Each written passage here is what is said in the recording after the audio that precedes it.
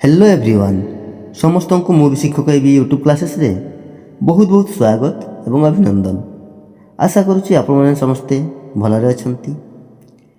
तो आज रही आपण रूढ़ी रूढ़ी किसी महत्वपूर्ण प्रश्न जहाँकि आपणकर समस्त परीक्षा रूढ़ी गोटे कि दुईटी प्रश्न निश्चित रूप आसी थाए। तो ये भिडियोटी को पूरा शेष पर्यंत देखंतु। परीक्षा आउ ए भूल हेबार नहीं।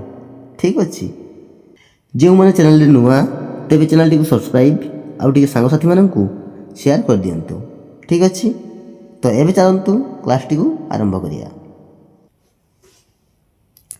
देखंतु प्रथम प्रश्न कौन कही से माछी को मो बोली कहती नहीं। से माछी को मो बोली कहती नहीं रेखांकित रूढ़ीटी केउं अर्थरे व्यवहार होइछि हैला। से माछी को मो बोली कहती नहीं तेबे रेखांकित रूढ़ीटी केउं अर्थरे व्यवहार होइछि।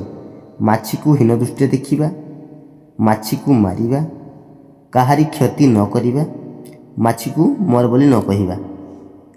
तो राइट आंसर कौन हम? से माछी को मो बोली कहती नहीं रेखांकित रूढ़ीटी केउं अर्थरे व्यवहार होइछि। कौन हम राइट आंसर? ऑप्शन सी काहारी क्षति न करिबा हैला। ऑप्शन सी है राइट आंसर काहारी क्षति न करिबा। नेक्स्ट क्वेश्चन नंबर 2 देखो पिले बाहागर बेले बैगण रुआ यह केउं अर्थरे व्यवहार करा जाइछि। ऑप्शन ए दरकार बेले मने पकाइबा, ऑप्शन बी बाहागर करिबा, ऑप्शन सी बैगण गछ लगाइबा, ऑप्शन डी ठीक समय रे काम करवा उचित। कौन हम राइट आंसर देवे? यार राइट आंसर कौन हम? बाहागर बेले बैगण रुआ।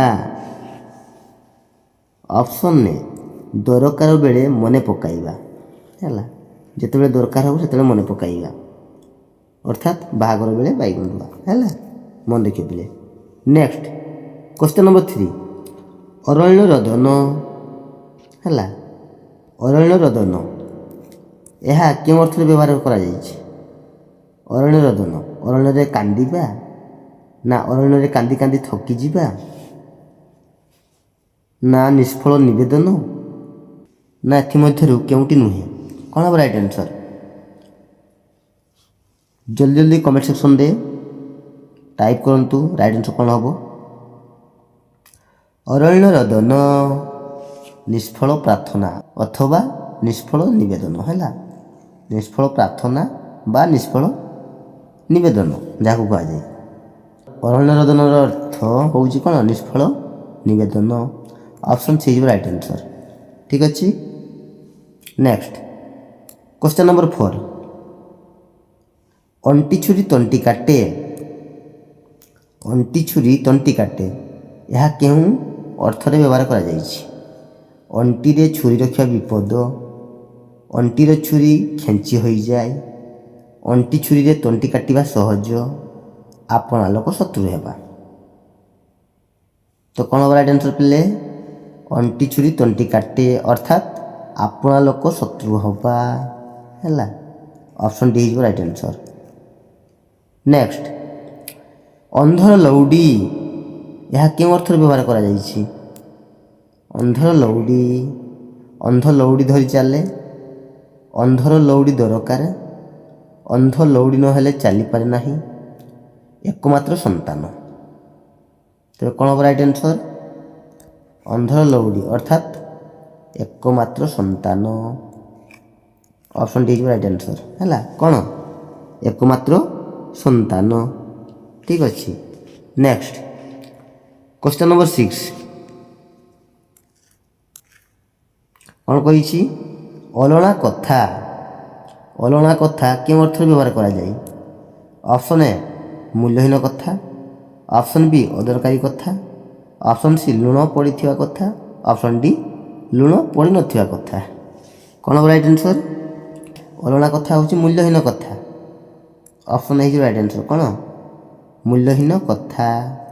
नेक्स्ट देखो पिले क्वेश्चन नंबर 7 अहिनकूल संपर्क ଅହିନକୁଳ ସମ୍ପର୍କ କେଉଁ ଅର୍ଥରେ ବ୍ୟବହୃତ ହୋଇଥାଏ? ଅପସନ୍ ଏ ସାପ ଓ ନେଉଳ ଖେଳିବା, ଅପସନ୍ ବି ଘର ଶତ୍ରୁତା, ଅପସନ୍ ସି ସାପ ଓ ନେଉଳ ମିତ ବସିବା, ଅପସନ୍ ଡି ସାପ ନେଉଳକୁ ଗୋଡ଼ାଇବା। ତ କ'ଣ ହେବ ରାଇଟ୍ ଆନ୍ସର୍? କ୍ୱେଶ୍ଚନ୍ ନମ୍ବର 7ର ରାଇଟ୍ ଆନ୍ସର୍ କ'ଣ ହେବ? ଅହିନକୁଳ ସମ୍ପର୍କ ଅର୍ଥାତ୍ ଘର ଶତ୍ରୁତା ହେଲା। ଅପସନ୍ ବି ହେଇଯିବ right answer. Next question number 8 କ'ଣ କହିଛି ନା ପିଲାଟି ଉପରେ ଆଖି ଦେବା ପାଇଁ ମୁଁ ତୁମକୁ ଅନୁରୋଧ କରୁଛି ହେଲା। ଏଠାରେ ରେଖାଙ୍କିତ ପଦ କେଉଁଥିରେ ଅଛି? ଆଖି ଦେବା ପାଇଁ। ତ କେଉଁ ଅର୍ଥରେ ବ୍ୟବହାର କରାଯାଇଛି? ଆଖି ଦେବା ଅର୍ଥାତ୍ ଯତ୍ନ ନେବା, ନା ପିଲାଟିକୁ ଆଖି ପ୍ରଦାନ କରିବା, ନା ଅପସନ୍ ସି ପିଲାଟିର ପାଠପଢ଼ା ଦେଖିବା, ନା ଅପସନ୍ ଡି ପିଲାକୁ ନିଜର କରିନେବା। କ'ଣ ହେବ ରାଇଟ୍ ଆନ୍ସର୍? କ୍ୱେଶ୍ଚନ୍ ନମ୍ବର 8ର ରାଇଟ୍ ଆନ୍ସର୍ କ'ଣ ହେବ? ଆଖି ଦେବା ଅର୍ଥାତ୍ ଯତ୍ନ ନେବା। ଠିକ୍ ଅଛି, ଅପସନ୍ ଏ ହେଇଯିବ ରାଇଟ୍ ଆନ୍ସର୍। କ୍ୱେଶ୍ଚନ୍ ନମ୍ବର 8ର ରାଇଟ୍ ଆନ୍ସର୍ ହେଇଯିବ ଅପସନ୍ ଏ ଯତ୍ନ ନେବା। ନେକ୍ସଟ କ୍ୱେଶ୍ଚନ୍ ନମ୍ବର 9 ଆକାଶ କୁସୁମ। ଆକାଶ କୁସୁମ ଏହାର ଅର୍ଥ କ'ଣ? ଆକାଶରୁ ଫୁଲ ବୃଷ୍ଟି, ଆକାଶର କୁସୁମ, ଅସମ୍ଭବ କଥା, କୁସୁମ ପରି ମହକଯୁକ୍ତ। ଏହାର ରାଇଟ୍ ଆନ୍ସର୍ କ'ଣ ରହିବ? ଆକାଶ କୁସୁମ ଅର୍ଥାତ୍ ଅସମ୍ଭବ କଥା ହେଲା। Option C right answer. କ'ଣ? ଆକାଶ କୁସୁମ ଏହାର ଅର୍ଥ ହେଉଛି ଅସମ୍ଭବ କଥା। ନେକ୍ସଟ କ୍ୱେଶ୍ଚନ୍ ନମ୍ବର 10 ଆଖି କି ପାଇବା ହେଲା।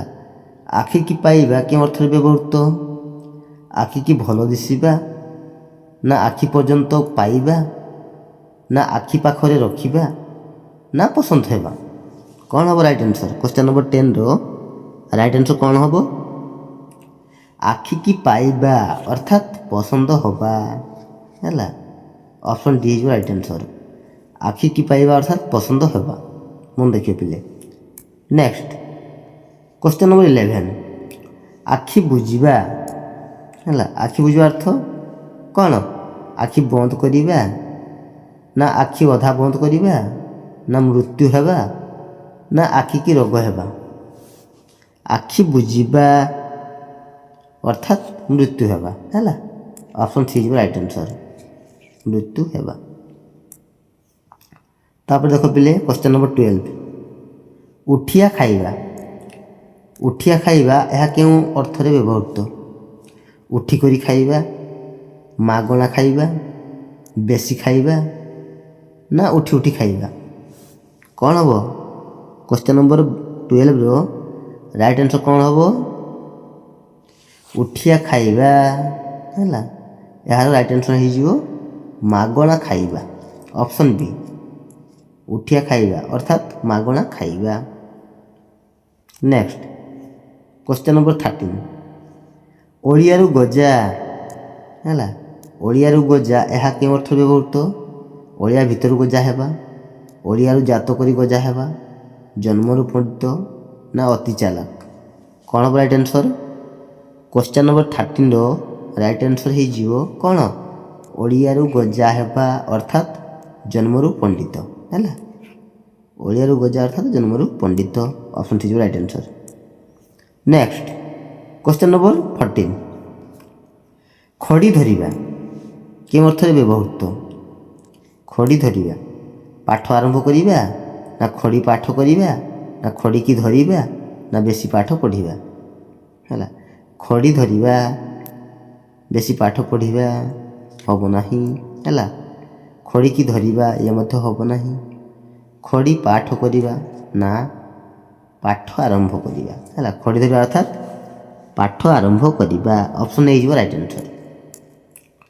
ନେକ୍ସଟ କ୍ୱେଶ୍ଚନ୍ ନମ୍ବର 15 ଦେଖ ପିଲେ କ'ଣ କହିଛି? ଗୋଟିଏ ଚାଉଳରେ ଗଢ଼ା ହେଲା। ଗୋଟିଏ ଚାଉଳରେ ଗଢ଼ା କେଉଁ ଅର୍ଥରେ ବ୍ୟବହୃତ? ଗୋଟିଏ ଚାଉଳରେ ଗଢ଼ା ଏହା କେଉଁ ଅର୍ଥରେ ବ୍ୟବହୃତ ହୋଇଛି? ଗୋଟିଏ ଚାଉଳରେ ଗଢ଼ିବା, ନା ଗଢ଼ିବା ପାଇଁ ଚାଉଳ ଲୋଡ଼ା, ନା ଅତି ସୁନ୍ଦର, ନା ଚାଉଳ ମିଶାଇ କିଛି ଗଢ଼ିବା। ତ ଆମେ ଜାଣିଛେ ଗୋଟି ଚାଉଳର ଗଢ଼ା ଅର୍ଥାତ୍ ଅତି ସୁନ୍ଦର। ଅପସନ୍ ସି ଯିବ ରାଇଟ୍ ଆନ୍ସର୍। ଠିକ୍ ଅଛି। ନେକ୍ସଟ କ୍ୱେଶ୍ଚନ୍ ନମ୍ବର 16 ଘର ଢିଙ୍କି କୁମ୍ଭୀର ହେଲା ଏହା କେଉଁ ଅର୍ଥରେ ବ୍ୟବହୃତ? ଘର ଢିଙ୍କି କୁମ୍ଭୀର ଅର୍ଥାତ୍ ଆପଣା ଲୋକ ଶତ୍ରୁ ହେବା ହେଲା। ଅପସନ୍ ହେଇଯିବ ରାଇଟ୍ ଆନ୍ସର୍। କ'ଣ ଆପଣା ଲୋକ ଶତ୍ରୁ ହେବା, ଘରେ କୁମ୍ଭୀର ପଶିବା ହେବ ନାହିଁ, ଘର ଲୋକଙ୍କୁ ଅବିଶ୍ୱାସ କରିବା ଇଏ ମଧ୍ୟ ନାହିଁ, ଘରର ଢିଙ୍କିରେ କୁମ୍ଭୀରକୁ ବାନ୍ଧିବା ଇଏ ମଧ୍ୟ ହେବନି। ରାଇଟ୍ ଆନ୍ସର୍ ହେଇଯିବ କ'ଣ ଆପଣା ଲୋକ ଶତ୍ରୁ ହେବା। ଠିକ୍ ଅଛି। ନେକ୍ସଟ କ୍ୱେଶ୍ଚନ୍ ନମ୍ବର 17 ଚିତା କାଟିବା ଏହା କେଉଁ ଅର୍ଥରେ ବ୍ୟବହୃତ ହେଲା? ଅପସନ୍ ଏ ଚନ୍ଦନର ଟିପା ଲଗାଇବା, ଚନ୍ଦନ ବୋଳି ହେବା, ନା ଠକିବା, ନା ମୁଣ୍ଡରେ ଟିପେଇ ଚିତା ଲଗାଇବା। ମୁଣ୍ଡରେ ଟିପେଇ ଚିତା ଲଗାଇବା କ'ଣ ହେବ ରାଇଟ୍ ଆନ୍ସର୍? ଚିତା କାଟିବା ଅର୍ଥ ଠକିବା ହେଲା। ଅପସନ୍ ସି ଯିବ ରାଇଟ୍ ଆନ୍ସର୍ ଠକିବା। ନେକ୍ସଟ କ୍ୱେଶ୍ଚନ୍ ନମ୍ବର 18 ଜିରାରୁ ଶିରା କାଢ଼ିବା ମୋ ବନ୍ଧୁଙ୍କର ଅଭ୍ୟାସ। ଜିରାରୁ ଶିରା କାଢ଼ିବା ମୋ ବନ୍ଧୁଙ୍କର ଅଭ୍ୟାସ। ଏଠାରେ ରେଖାଙ୍କିତ ପଦ କ'ଣ? ଜିରାରୁ ଶିରା କାଢ଼ିବା।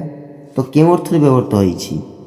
ଅପସନ୍ ଏ ଜିରାକୁ ଭଲ ଭାବରେ ବାଛିବା, ନା ଅପସନ୍ ବି ଖାଲି ରସ ବାଛିବା, ନା ଅପସନ୍ ସି ଜିରାର ଶିରାକୁ ଗଣିବା, ନା ଅପସନ୍ ଡି ଜିରାକୁ ବାଛିକରି ରାନ୍ଧିବା। ତ କ'ଣ ରହିବ ଏହାର ରାଇଟ୍ ଆନ୍ସର୍? ଜିରାରୁ ଶିରା କାଢ଼ିବା କ'ଣ ହେବ? ଅପସନ୍ ବି ଖାଲି ରସ ବାଛିବା ହେଲା। ଅପସନ୍ ବି ହେଇଯିବ ରାଇଟ୍ ଆନ୍ସର୍। ଜିରାରୁ ଶିରା କାଢ଼ିବା ଅର୍ଥାତ୍ ଖାଲି ଦୋଷ ବାଛିବା। ଠିକ୍ ଅଛି, ମନେ ରଖିବ ପିଲେ। ନେକ୍ସଟ କ୍ୱେଶ୍ଚନ୍ ନମ୍ବର 19 ଗୁଆ ମାରି ଗବକୁ ତେଣ୍ଡିବା କ'ଣ କହିଛି? ଗୁଆ ମାରି ଗବକୁ ତେଣ୍ଡିବା କେଉଁ ଅର୍ଥରେ ବ୍ୟବହୃତ? ଗୁଆ ଗଛକୁ ମାରିବା, ନା ଗବ ଗଛକୁ ବଞ୍ଚାଇବା, ନା ଗୁଆ ଗଛ ମାରି ଗବ ଗଛ ରଖିବା, ନା ଅପସନ୍ ଡି ଦରକାରୀ ଜିନିଷକୁ ଅବହେଳା କରି ଅଦରକାରୀ ଜିନିଷକୁ ରଖିବା। କ'ଣ ହେବ ଏହା ରାଇଟ୍ ଆନ୍ସର୍? ଗୁଆ ମାରି ଗବକୁ ତେଣ୍ଡିବା ଅର୍ଥାତ୍ ଦରକାରୀ ଜିନିଷକୁ ଅବହେଳା କରି ଅଦରକାରୀ ଜିନିଷକୁ ରଖିବା ହେଲା। ଅପସନ୍ ଡି ହେଇଯିବ ରାଇଟ୍ ଆନ୍ସର୍। ଠିକ୍ ଅଛି। ନେକ୍ସଟ କ୍ୱେଶ୍ଚନ୍ ନମ୍ବର 20 ତଳି ତଳାନ୍ତ କରିବା ଏହା କେଉଁ ଅର୍ଥରେ ବ୍ୟବହୃତ? ତଳି ତଳାନ୍ତ କରିବା ଅର୍ଥାତ୍ ସର୍ବନାଶ କରିବା, ତଳେ ପକାଇଦେବା, ମାରିବା, ହତ୍ୟାର ଷଡ଼ଯନ୍ତ୍ର କରିବା। ତ କ୍ୱେଶ୍ଚନ୍ ନମ୍ବର 20ର ରାଇଟ୍ ଆନ୍ସର୍ କ'ଣ ହେବ? ତଳି ତଳାନ୍ତ କରିବା ରୂଢ଼ିର ଅର୍ଥ କ'ଣ ହେବ? ଅପସନ୍ ଏ ସର୍ବନାଶ କରିବା ହେଲା। ଅପସନ୍ ହେଇଯିବ ରାଇଟ୍ ଆନ୍ସର୍। ତଳି ତଳାନ୍ତ କରିବା ଅର୍ଥାତ୍ ସର୍ବନାଶ କରିବା ହେଲା, ସର୍ବନାଶ କରିବା। ନେକ୍ସଟ କ୍ୱେଶ୍ଚନ୍ ନମ୍ବର 21 ତିନି ଡେସ୍ରୁ ଯିବା ହେଲା ଉପଯୁକ୍ତ କେଉଁ ଶବ୍ଦଟି ଲଗାଇଲେ ଏହା ଏକ ରୂଢ଼ି ହୋଇପାରିବ? କ'ଣ ବତେଇବେ? ତିନିରୁ ଡ୍ୟାସ୍ରୁ ଯିବା ଯୁଗ ହେବ କି କାଳ ହେବ, ନା ପାଞ୍ଜି, ନା ଭୁବନ। କ'ଣ ହେବ ରାଇଟ୍ ଆନ୍ସର୍? ତିନି ଯୁଗରୁ ଯିବା ନା ଏଟା ହେବନି ପିଲେ। କ'ଣ ହେବ? ତିନି ପାଞ୍ଜିରୁ ଯିବା। ଅପସନ୍ ସି ଯିବ ରାଇଟ୍ ଆନ୍ସର୍ ହେଲା। ତିନି ପାଞ୍ଜିରୁ ଯିବା। ଠିକ୍ ଅଛି। ନେକ୍ସଟ କ୍ୱେଶ୍ଚନ୍ ନମ୍ବର 22 ଦେଖ ପିଲେ।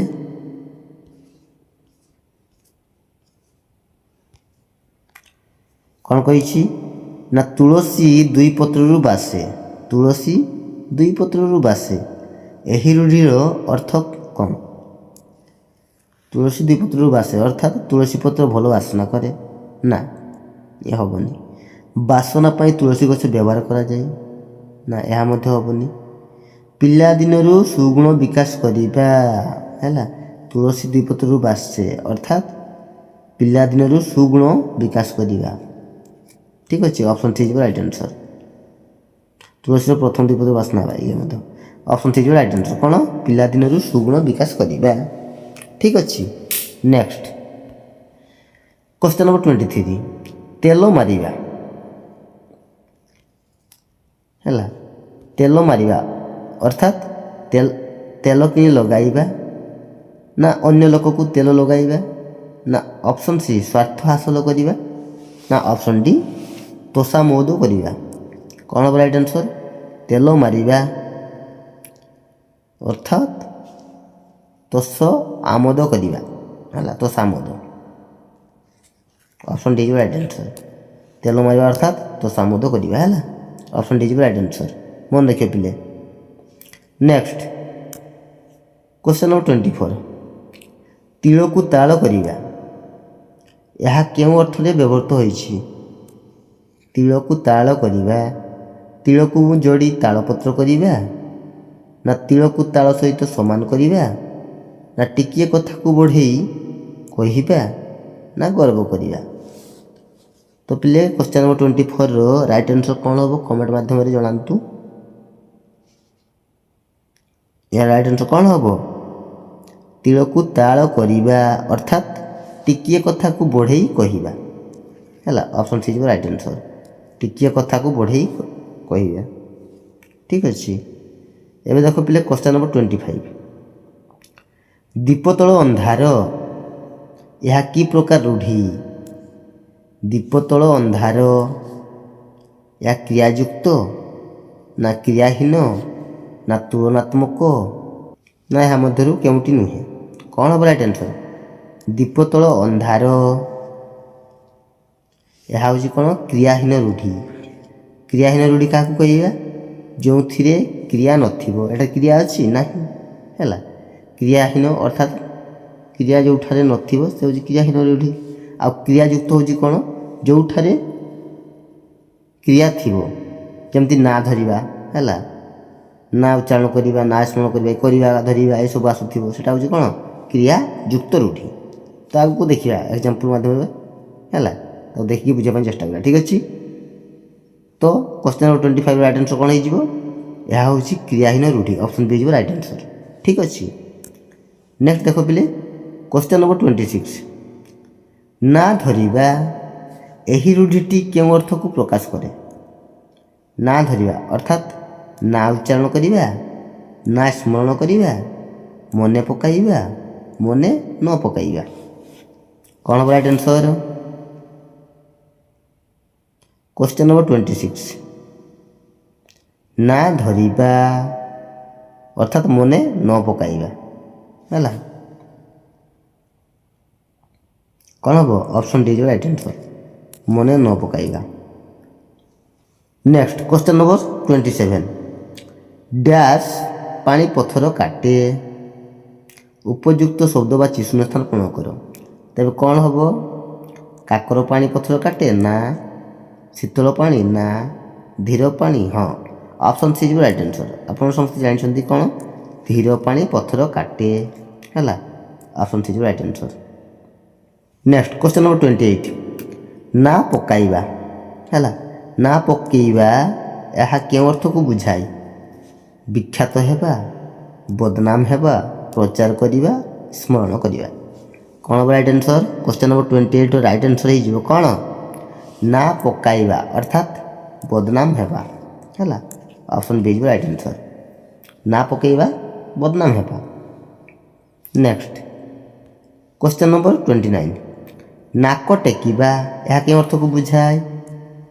ଘୃଣା କରିବା। ହଁ, ଅପସନ୍ ହେଇଯିବ ରାଇଟ୍ ଆନ୍ସର୍। କ'ଣ? ଘୃଣା କରିବା। ନାକ ଟେକିବା ଅର୍ଥାତ୍ ଘୃଣା କରିବା। ମନେ ରଖିବ ପିଲେ। ଠିକ୍ ଅଛି। ନେକ୍ସଟ ଦେଖ ପିଲେ କ୍ୱେଶ୍ଚନ୍ ନମ୍ବର 30 ହେଲା। କ୍ୱେଶ୍ଚନ୍ ନମ୍ବର 30 କ'ଣ କହିଛି? ଏ ଟୋକାଟା ସବୁ ନାଟର ଗୋବର୍ଦ୍ଧନ ହେଲା। ଏ ଟୋକାଟା ସବୁ ନାଟର ଗୋବର୍ଦ୍ଧନ ଏଠାରେ ରେଖାଙ୍କିତ ପଦଟି କେଉଁ ଅର୍ଥକୁ ପ୍ରକାଶ କରୁଛି? ଅପସନ୍ ଏ ସର୍ବଶ୍ରେଷ୍ଠ ଚରିତ୍ର, ନା ଅପସନ୍ ବି ନାଟକର ମୁଖ୍ୟ ଚରିତ୍ର, ନା ଅପସନ୍ ସି ନାଟକର ଖଳ ଚରିତ୍ର, ନା ଅପସନ୍ ଡି ସବୁ କଳହର ମଞ୍ଜି। କ'ଣ ହେବ ରାଇଟ୍ ଆନ୍ସର୍? Question number 30। ଏ ଟୋକାଟା ହେଉଛି ସବୁ ନାଟର ଗୋବର୍ଦ୍ଧନ। ସବୁ ନାଟର ଗୋବର୍ଦ୍ଧନ ଅର୍ଥାତ୍ ସବୁ କଳହର ମଞ୍ଜି ହେଲା। ଅପସନ୍ ଡି ହେଇଯିବ ରାଇଟ୍ ଆନ୍ସର୍। କ'ଣ? ସବୁ କଳହର ମଞ୍ଜି। ବୁଝିହେଲା। ଏବେ ଦେଖନ୍ତୁ କ୍ୱେଶ୍ଚନ୍ ନମ୍ବର 31। ନାହିଁ ମାମୁଁ ଠାରୁ କଣା ମାମୁଁ ଭଲ। ନାହିଁ ମାମୁଁ ଠାରୁ କଣା ମାମୁଁ ଭଲ। ନ୍ୟାୟରେ ଗୋବରା ଇନ୍ଦିରା ଆବାସଟି ଗ୍ରହଣ କଲା। ରେଖାଙ୍କିତ ପଦଟି କେଉଁ ଅର୍ଥକୁ ସୂଚାଉଛି? ନାହିଁ ମାମୁଁ ଠାରୁ କ'ଣ ମାମୁଁ ଭଲ, ତ କେଉଁ ଅର୍ଥକୁ ସୂଚାଉଛି? ଆଦୌ, ନ ପାଇବା ଅପେକ୍ଷା କିଛି ପାଇବା। କଣା ମାମୁଁ ମାମୁଁ ପଣିଆ କରିବା। ଭଲ ମାମୁଁ ନ ପଚାରି କଣା ମାମୁଁଟି ପଚାରିବା।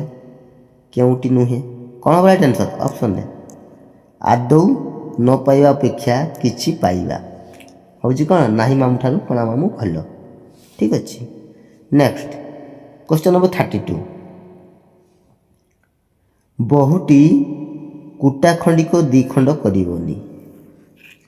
ବହୁଟି କୁଟା ଖଣ୍ଡିକ ଦୁଇ ଖଣ୍ଡ କରିବନି। ମୁଁ କେତେ ଘର ପାଇଟି କରିବି? ଏହା କେଉଁ ଅର୍ଥକୁ ସୂଚାଏ? କ'ଣ କହିଛି ପିଲେ? ନା ବହୁଟି କୁଟା ଖଣ୍ଡିକ ଦୁଇ ଖଣ୍ଡ କରିବନି। ମୁଁ କେତେ ଘର ପାଇଟି କରିବି? ଏଠାରେ ରେଖାଙ୍କିତ ପଦଟି କେଉଁ ଅର୍ଥକୁ ସୂଚାଉଛି? କୁଟା ଖଣ୍ଡିକ ଦୁଇ ଖଣ୍ଡ କରିବନି ଅର୍ଥାତ୍ କିଛି କାମ ନ କରିବା, କୁଟାକୁ ଖଣ୍ଡ ଖଣ୍ଡ କରି ନ ପାରିବା, ଘର ନ ଅଳାଇବା, କଥା ନ ମାନିବା। କୁଟା ଖଣ୍ଡିକ ଦୁଇ ଖଣ୍ଡ ନ କରିବା ଅର୍ଥାତ୍ କିଛି କାମ ନ କରିବା ହେଲା। 32 ହେଇଯିବ ରାଇଟ୍ ଆନ୍ସର୍ ଅପସନ୍ରେ କିଛି କାମ ନ କରିବା। Next question number 33। କପାଳ ଫାଟିବା ଏହା କେଉଁ ଅର୍ଥକୁ ପ୍ରକାଶ କରେ? ଦୁର୍ଦ୍ଦଶାଗ୍ରସ୍ତ ହେବା, ଲାଭବାନ ହେବା, ସର୍ବନାଶ ହେବା, ଶକ୍ତ ଆଘାତ ପାଇବା। କ'ଣ ହେବ ରାଇଟ୍ ଆନ୍ସର୍? କପାଳ ଫାଟିବା ଅର୍ଥାତ୍ ଦୁର୍ଦ୍ଦଶାଗ୍ରସ୍ତ ହେବା ହେଲା। ଅପସନ୍ ଏ ହେଇଯିବ ରାଇଟ୍ ଆନ୍ସର୍, ଦୁର୍ଦ୍ଦଶାଗ୍ରସ୍ତ। ନେକ୍ସଟ କଟାଘାରେ ଚୂନ ଦେବା ଏହା କେଉଁ ଅର୍ଥକୁ ପ୍ରକାଶ କରେ? କଟାଘାରେ ଚୂନ ଦେବା ଅର୍ଥାତ୍ କଟା ହୋଇଥିବା ଜାଗାରେ ଚୂନ ବୋଳିବା, କଟା ହୋଇଥିବା ଜାଗାରୁ ଚୂନ ବାହାର କରିଦେବା, ଦୁଃଖ ଅନୁଭବ କରୁଥିବା ଲୋକର ଦୁଃଖକୁ ବଢ଼ାଇ ଦେବା। କେଉଁଟି ଠିକ୍ ନୁହେଁ? କ'ଣ ହେବ ରାଇଟ୍ ଆନ୍ସର୍? କଟାଘାରେ ଚୂନ ଦେବା ଅର୍ଥାତ୍ ଦୁଃଖ ଅନୁଭବ କରୁଥିବା ଲୋକର ଦୁଃଖକୁ ବଢ଼ାଇବା ହେଲା। ମନେ ଦେଖିବ ଅପସନ୍ ହେଇଯିବ ରାଇଟ୍ ଆନ୍ସର୍। ନେକ୍ସଟ କଳା କନା ବୁଲାଇ ଦେବା ଏହା କେଉଁ ଅର୍ଥରେ ବ୍ୟବହୃତ? କଳା କନା ବୁଲାଇ ଦେବା ଅର୍ଥାତ୍ କଳା ରଙ୍ଗର କନାରେ ଘର ପୋଛିବା, ପରିଷ୍କାର କରିବା, ସର୍ବନାଶ କରିବା, ଭାଗ୍ୟହୀନ ହେବା। ତ କଳା କନା ବୁଲାଇ ଦେବା ଏହାର ଅର୍ଥ କ'ଣ ହେବ? ସର୍ବନାଶ କରିବା। ଅପସନ୍ ହେଇଯିବ ରାଇଟ୍ ଆନ୍ସର୍, କଳା କନା ବୁଲାଇବା ଅର୍ଥାତ୍ ସର୍ବନାଶ କରିବା। ନେକ୍ସଟ କ୍ୱେଶ୍ଚନ୍ ନମ୍ବର 36 ହେଲା। କ୍ୱେଶ୍ଚନ୍ ନମ୍ବର 36 ଦେଖ ପିଲେ। ପିଠିରେ ପଡ଼ିବା କେଉଁ ଅର୍ଥକୁ ପ୍ରକାଶ କରୁଛି? ପାଖରେ ଠିଆ ହେବା, ପିଠି ପାଖରେ ଠିଆ ହେବା ନା ହେବନି। ପିଠିରେ ଦାଉଁ ଦାଉଁ କରି ବସାଇବା ନା ସାହାଯ୍ୟ କରିବା। କ'ଣ ହେବ ରାଇଟ୍ ଆନ୍ସର୍? ପାଖରେ ଠିଆ ହେବା ହେବ କି ସାହାଯ୍ୟ କରିବା? କ'ଣ ହେବ? କ୍ୱେଶ୍ଚନ୍ ନମ୍ବର 36 ଆନ୍ସର୍ କ'ଣ ହେବ? ପିଠିରେ ପଡ଼ିବା ଅର୍ଥାତ୍ ସାହାଯ୍ୟ କରିବା ହେଲା। ଅପସନ୍ ଡି ହେଇଯିବ right answer. Next question number 37। ପେଟ କାଟିବା କେଉଁ ଅର୍ଥକୁ ପ୍ରକାଶ କରେ? ପେଟକୁ ଆଘାତ କରିବା, ପେଟର ଦାନାକୁ ଛଡ଼ାଇ ନେବା, ପେଟରେ ଯନ୍ତ୍ରଣା ଅନୁଭବ କରିବା, ପେଟ ପାଇଁ ଔଷଧ ବ୍ୟବହାର କରିବା। କ'ଣ ହେବ ରାଇଟ୍ ଆନ୍ସର୍? ପେଟ କାଟିବା ଅର୍ଥାତ୍ ପେଟରେ ଯନ୍ତ୍ରଣା ଅନୁଭବ କରିବା ହେଲା। ଅପସନ୍ ହେଇଯିବ right answer. Next question number 38। ମାଙ୍କଡ଼ ହାତରେ ଶାଳଗ୍ରାମ, ମାଙ୍କଡ଼ ହାତରେ ଶାଳଗ୍ରାମ ତ ଏହା କେଉଁ ଅର୍ଥଟି ପ୍ରକାଶ କରୁଛି? କେଉଁ ଅର୍ଥଟି ପ୍ରକାଶ କରୁଛି? ଅଯୋଗ୍ୟ ହାତରେ ଦାୟିତ୍ୱ, ମାଙ୍କଡ଼କୁ ଶାଳଗ୍ରାମ ଦେବା, ମାଙ୍କଡ଼କୁ ଆଣି ଶାଳଗ୍ରାମ ସେବା କରାଇବା, ମାଙ୍କଡ଼କୁ ଶାଳଗ୍ରାମ ଫିଙ୍ଗିବା। ଏ ସମସ୍ତ ହେବ ନାହିଁ। କ'ଣ ହେଇଯିବ ରାଇଟ୍ ଆନ୍ସର୍? ମାଙ୍କଡ଼ ହାତରେ ଶାଳଗ୍ରାମ ଅର୍ଥାତ୍ ଅଯୋଗ୍ୟ ହାତରେ ଦାୟିତ୍ୱ। ଅପସନ୍ ଏ ହେଇଯିବ right answer. Next question number 39। ଚାକର ବାକରକୁ ମୁହଁ ଦେବା ଉଚିତ ନୁହେଁ ହେଲା। ଚାକର ବାକରକୁ ମୁହଁ ଦେବା ଉଚିତ ନୁହେଁ। ଏଠାରେ ମୁହଁ ଦେବା ହେଲା ପଦଟି କେଉଁ ଅର୍ଥକୁ ପ୍ରକାଶ କରୁଛି? ସାହାଯ୍ୟ କରିବା, ପ୍ରଶ୍ରୟ ଦେବା, ଦଣ୍ଡ ଦେବା ନା ସୁଯୋଗ ଦେବା। କ'ଣ ହେବ ରାଇଟ୍ ଆନ୍ସର୍? ମୁହଁ ଦେବା ଅର୍ଥାତ୍ ପ୍ରଶ୍ରୟ ଦେବା ହେଲା। ଅପସନ୍ ବି ହେଇଯିବ right answer. Next question number 40 ଦେଖ ପିଲେ, ଶେଷ ପ୍ରଶ୍ନ କ'ଣ କହିଛି? ହାତ ବାରସି ଏହା କେଉଁ ଅର୍ଥରେ ବ୍ୟବହୃତ? ହାତ ବାରସି ଅର୍ଥାତ୍ ବୋଲ କରା, ନା ହାତର ବାରସି, ନା ହାତରେ ଥିବା ବାରସି, ନା ହାତ ପାଇଁ ବାରସି? କ'ଣ ହେବ ରାଇଟ୍ ଆନ୍ସର୍? କ୍ୱେଶ୍ଚନ୍ ନମ୍ବର 40ର ରାଇଟ୍ ଆନ୍ସର୍ ହେଇଯିବ ହାତ ବାରସି ଅର୍ଥାତ୍ ବୋଲ କରା ହେଲା। ଅପସନ୍ ଏ ହେଇଯିବ ରାଇଟ୍ ଆନ୍ସର୍। ଠିକ୍ ଅଛି ପିଲେ, ମନେ ରହିଲା? ଯଦି ନ ମନେ ରହୁଛି ଆଉଥରେ ଏହାକୁ ଦେଖିଦେବେ ହେଲା। ମୋର ତ ଏତିକି ବିଶ୍ୱାସ, ଯଦି ବି ରୂଢ଼ିରୁ ପ୍ରଶ୍ନ ଆସୁଛି ଗୋଟେ କିମ୍ବା ଦୁଇଟା ତ ଏଇ ଭିତରେ ହିଁ ରହିବ। ତେଣୁ ଏ ସମସ୍ତ ପ୍ରଶ୍ନକୁ ଭଲ ଭାବେ ପ୍ରାକ୍ଟିସ୍ କରିଦେବେ, ମନେ ରଖିବା ପାଇଁ ଚେଷ୍ଟା କରିବେ। ଠିକ୍ ଅଛି, ତ ପୁଣି ଥରେ ଗୋଟେ ନୂଆ ଭିଡ଼ିଓ ଦେଖାହେବା। ସେ ପର୍ଯ୍ୟନ୍ତ ରହୁଛି। ଧନ୍ୟବାଦ। ଜୟ ଜଗନ୍ନାଥ।